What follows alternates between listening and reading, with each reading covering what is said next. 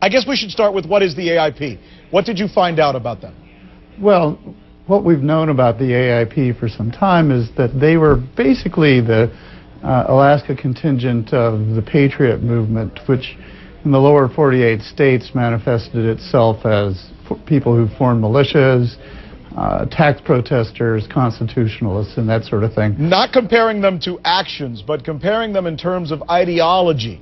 Not actions, remember, but ideology. Are they similar to the group that blew up the Murrah building? Well, that was, of course, that was an individual lone wolf who was associated with the Patriots, but yes, they basically come from the same sort of ideological background. That's correct. Are they dangerous? Potentially, mostly when they feel that they're being threatened. But for the most part, they're a pretty benign organization as far as that goes. But they believe in not being a part of the United States. They want to separate from the United States. And from reading Mr. Volger's comments and others, they, fair to say, despise the United States government? Yeah, I think that's pretty fair to say. Even today, that's pretty much a standard feeling in the AIP. Todd Palin was a member of this organization. Is that correct? That's correct, although when we talked to Mark Creisen, who was the AIP's chairman between 1997 and 2002, and who was a pretty good friend of Sarah Palin's, he described Todd Palin's activities in the AIP as being pretty low level.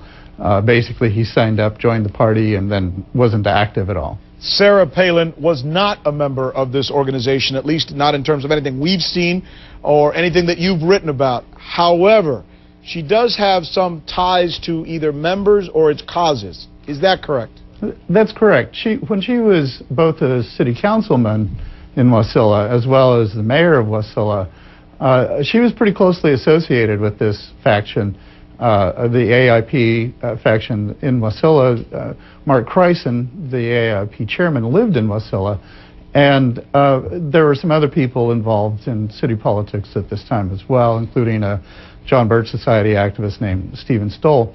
And Stoll and Creisen tended to work in concert in promoting sort of far-right agenda items before the city council, including they took down a local gun control ordinance that Palin was actually involved in coordinating their appearance before the city council in order to kill it.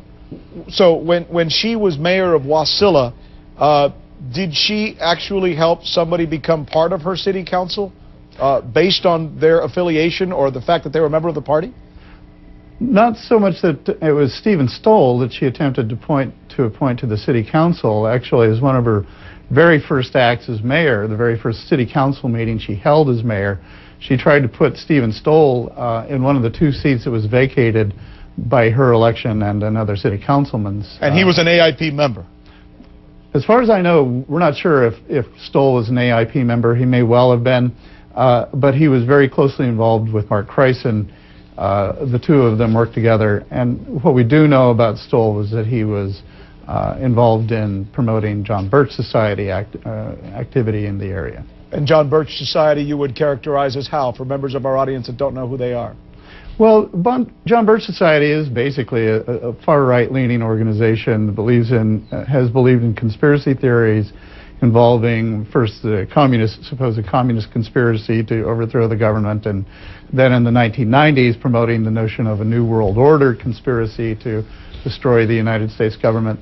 And in that respect, they were very closely affiliated with patriot groups like the AIP and the militia of Montana and outfits like that. Got it. We're going to do this now. We're going to continue this interview because there's certainly a lot of stuff to get to, certainly involving someone who now could be the next vice president of the United States. And there's some video I want to share now with our audience. We're going to look at it as you and I are off the screen, and there she is. This is a personal message from Sarah Palin as governor of the state of Alaska to the AIP. When we come back, we're going to have Mr. Newart's comments on it, and we'll let you listen to it as you watch it in full. Stay with us. We'll be right back. So as your convention gets underway, I hope that you all are inspired by remembering that all those years ago, it was in this same city that Alaska's Constitution was born. And it was founded on hope and trust and liberty and opportunity. I carry that message of opportunity forward in my administration as we continue to move our state ahead and create positive change. So I say good luck on a successful and inspiring convention. Keep up the good work, and God bless you. All right, as we understand it, that was 2008. Let's bring Mr. David Newart back in with Salon.com. Mr. Newart, we understand that she also actually attended in person the convention in 2006 and 2000, right? I'm not so sure about 2000. We haven't confirmed that, but certainly we know she was at the 2006 convention because she was campaigning there for governor. And the AIP did not have a gubernatorial candidate that year, and its members essentially endorsed Sarah as their party's standard bearer. You heard moments ago when I read to our viewers this comment that came to us from the McCain camp. They were watching this conversation that you and I were having, and they say this would be no different, quote, than if your network ran a piece questioning Senator Obama's religion. Is this in any way a religious organization, the AIP? Not at all. It's purely political. It's secular. Some of the members are very definitely fundamentalist Christians, but the AIP itself is not involved in religious issues, except to the extent that it's involved with the Constitution Party of the United States. This is the larger national umbrella that they organize under, and the Constitution Party is definitely a theocratic party. Why, let me ask you, why do you think the American people should know about this?